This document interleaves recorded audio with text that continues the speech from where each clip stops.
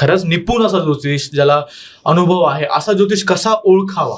निश्चितच आहे बघा, आपण एखाद्या दवाखान्यात जात असू उपचार घ्यायला, तर आपण त्याचं बोर्ड पहिला पाहतोय हो, आणि तो MBBS आहे, तो ते BMS आहे, ते MBBS MD आहेत, की ते आणखीन काय झाले त्यांचं, हे सगळ्या गोष्टी बघूनच जातो.